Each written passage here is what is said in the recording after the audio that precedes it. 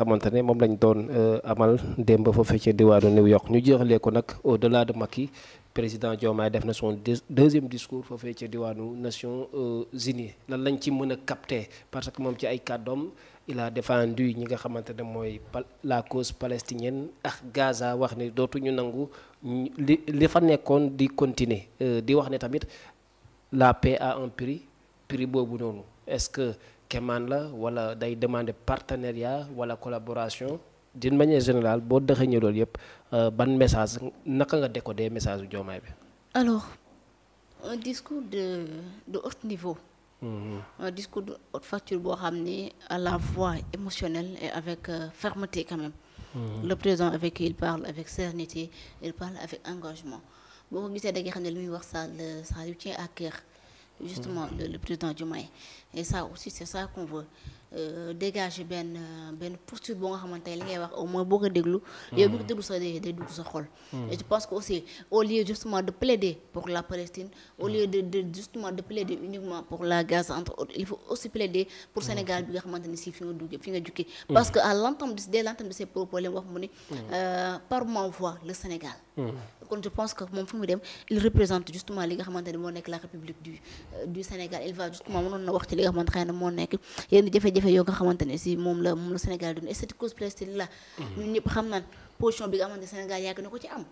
déjà ñoom ñii sax Ousmane Sonko ñaatoon la fi génn def marche yor benn kii pour wàllu Palestine am na fi Macky Sall aussi yàgg na taxaw xeex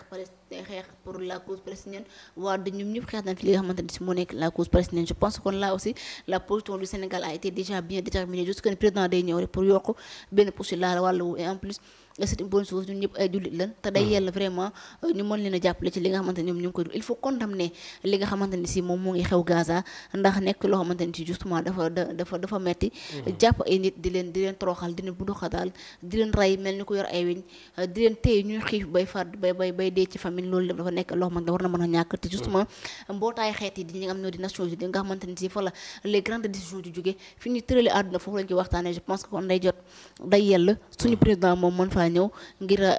àddu ci wàll woowu alors bu loolu weesu itam je pense aussi comme ni ko wax ko sànq ci li nga xam ne moo nekk la cause casamançaise waroon na ci mën a wax je pense justement kon loolu peut-être les Nations Unies war nañ ci mën a am benn solution wala boog naka lañ mën justement ba saafara li nga xamante ne moo nekk yooyu bi parce que il est hors de question Casamance ñu di ko jox indépendance loolu moom mënta nekk loolu moom jurul sax xalaat jurul sax di ko waxtaane leen liste aussi je pense que li mu wax keni et ça aussi man j'ai bien apprécié le discours du président et je pense que c'est là justement qui fait le charme de son discours bi mu waxee mu ne plus de représentativité ci li nga xamante ne si moo daal di nekk ci Nations Unies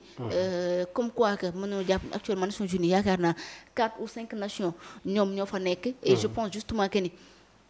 nation yooyu noonu Afrique en tant que benn continent normalement bu doonte benn pays war nañu am kenn koo xamante ni si moo représenté ci l'Afrique fi nga xamante ni si moo daal ne conseil de sécurité des Nations Unies foo nga xamante ni tey fa lañ jëlee tous les grandes décisions mais Sénégal mais Afrique mënta bokk ci monde bi ba pare les grandes décisions fa ñu koy jëlee amul benn président africain boo xam moo fay nekk là aussi wala boog amul benn africain boobu moo fay nekk je pense que loolu aussi Diana di waxee c'est la première fois may gis benn président di ko wax et président Diomaye il a osé parler ça et je pense que dañ ko mën a dégg mais nag waruñoo bàyyi les grandes puissances ku ci mel ni États-Unis bu ko neexee tey bu bloqué convoi Trump bu subaa mu bloqué convoi Erdogan parce que gis nga li am bërki démb ak démb yaakaar naa Erdogan la ñu bloqué basam parce que Trump mu doon jàll keroog Macron la ñu bloqué basam parce que Trump moo doon jàll je pense que tey waruñu jël àdduna bi rek bàyyi ko loxo ñi nga xam moo nekk les grandes puissances ñoom ñooy doxal loolu bur ñuy bu mi luñ bëgg mooy am je pense que war nañu mën a dépasser loolu justement les Africains quand même doivent imposer seen li nga xam ne moo di biir àdduna bi parce que États-Unis mënta dem sans Afrique mënta dem sans États-Unis France mënta dem sans Afrique mënta dem sans France nous sommes on est liés par l'histoire mais aussi on est liés par les enjeux on est liés aussi par li nga xamante ne si moo di la mondialisation parce que toujours je te dis que ni àdduna bi actuellement on est dans un monde boo xamante ne c'est un village planétaire où tout est connecté et il y a tout nga xamante ne actuellement moom moo fi nekk et je pense justement que ni dans ce contexte il faut que nous nos gouvernants Afrique gën a xam seen bopp décomplexer seen bopp bañ a jël seen slogan bi jël je suis panafricaniste je suis panafricaniste ce sont des slogans yoo xamante ne si teguñu ko fenn lu dul seen teelu bakkan ngir manipuler ñi nga xamante moo di la population parce que nous on sait bien qui est panafricain et qui n'est pas panafricain. ok ñu jeexale ko moom ci kàddoom ba ba tey dafa wax ne bokk na ci li ko gën a métti mooy buy gis partisanerie wala justice à deux vitesses. léegi Afrique d'une manière générale on est victime de justice à deux vitesses fan la gën a fësee ci culture la ci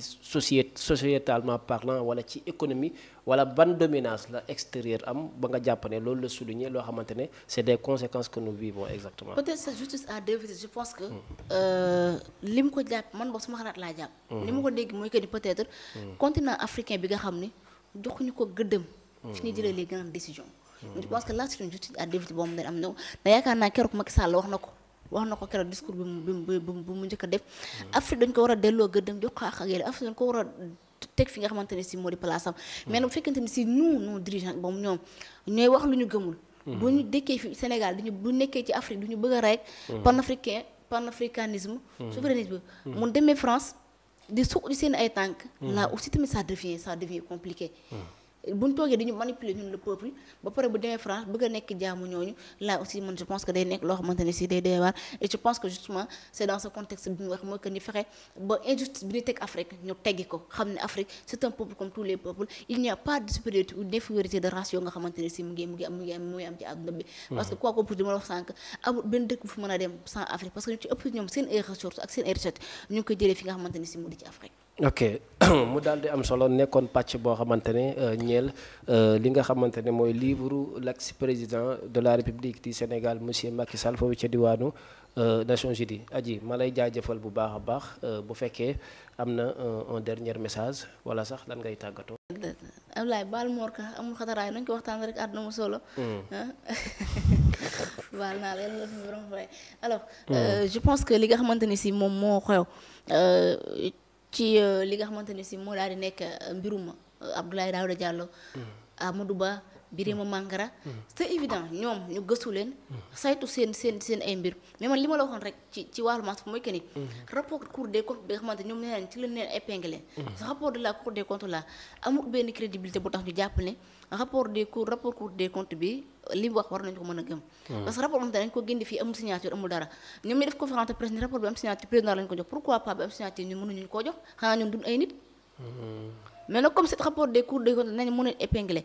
gis nga nu nekkuñu voler au secours personne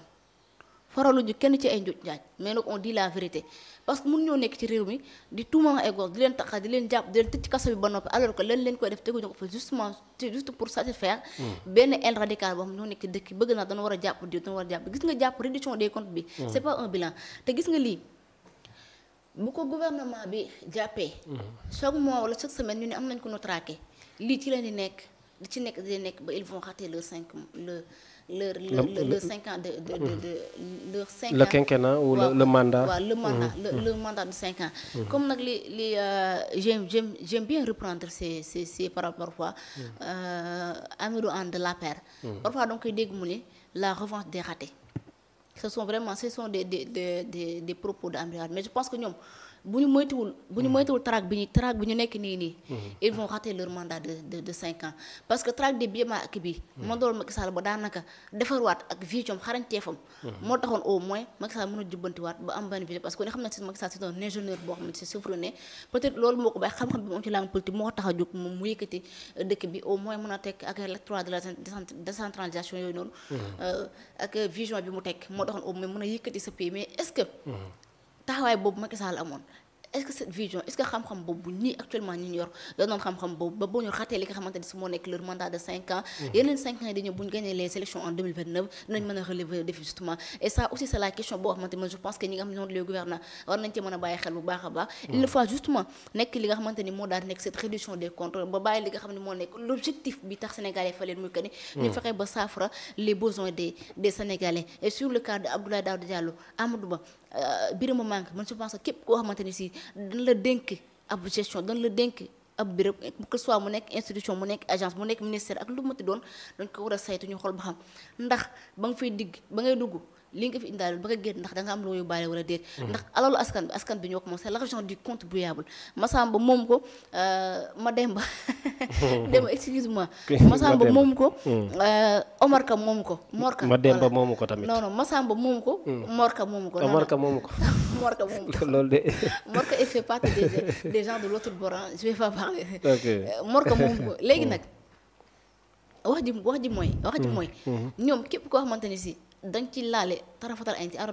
ci kopparu askan bi nañ la woo Amadou Ba nag gis nañ ko temps yi son mutisme est très intriguant parce que noppi na yooyu yàbbu ci gouvernement bi taxaw na taxawaay jiitu ci dëkk bi réew mi nit ñaa ngi xiif gars yi ñu ngi def marche ñu ngi plateau yi di kaas Amadou Ba doo ko teg ba doo ko sax dégg mu def benn tuuti là aussi Amadou Ba bu dee Sénégal dalaa ñorul nga wax ñu ko mais les Sénégalais souffrent mbënd mi mu ngi rey Sénégalais dégguma Amadou Ba wax ci wala boog gisuma ko mu wax ci boo ko déggee wax ma gisuma ko mu wax ci mais Amadou Ba te pourtant moom c'est moom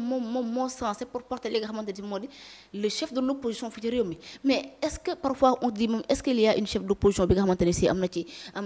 est-ce que am na ci réew mi pourquoi Amadou Ba ce mutisme pour lan la wala boog lii gars yi tudd moo tax Amadou Ba ba léegi nii mu nopp wala Amadou Ba dafa bëgg a dem rejoindre cette mouvance présidentielle wala ou pas il y a aussi des questions yoo xamante ne si nii dama koy poser di ko demander Amadou Ba justement parce que Sénégal soxla na sa xam-xam ndax xam na potentiel bi nga xamante ni si nii am nga ko boo nekkoon cuune Macky Sall du la jël di la teg ci watam def le ministre des finances léegi la teg la def moo di premier ministre et dans tous les ministères de Macky Sall vous étiez vraiment l'un des meilleurs kon je pense que ni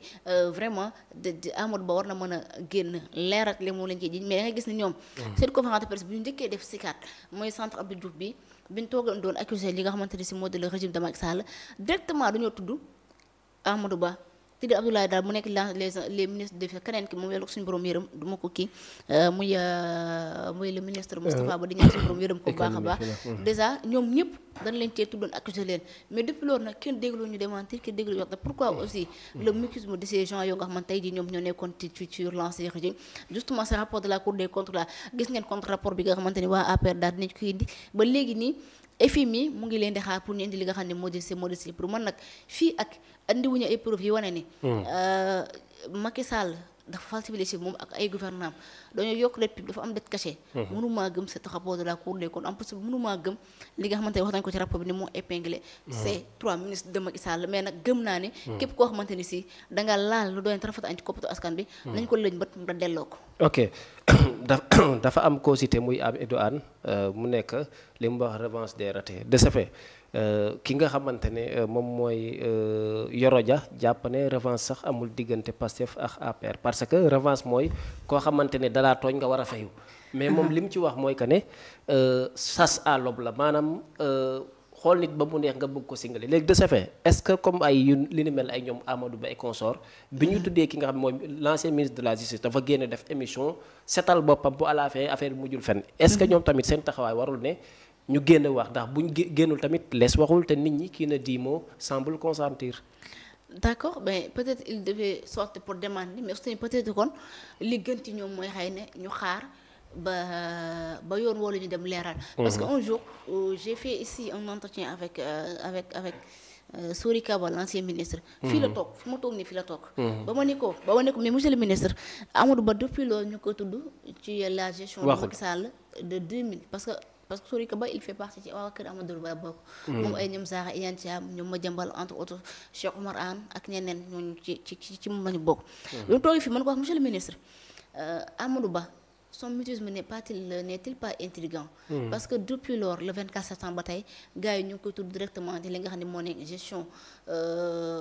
gestion des finances publiques 2019 à 2024 te moom moo nekk ministre des finances en plus Amadou Ba moo yor la casquette de li nga xamante ne si moo nekk le chef de l'opposition fii ci réewum Sénégal mais son mutisme n'est-il pas inquiétant lan la wax mu ni man après ci laa ko ne mais pourquoi pas sax Amadou Ba war na mën a gën démentir ci li wax mu ne ma non le temps venu Amadou Ba dina démentir heure bu ko yoon woowee dina dem leeral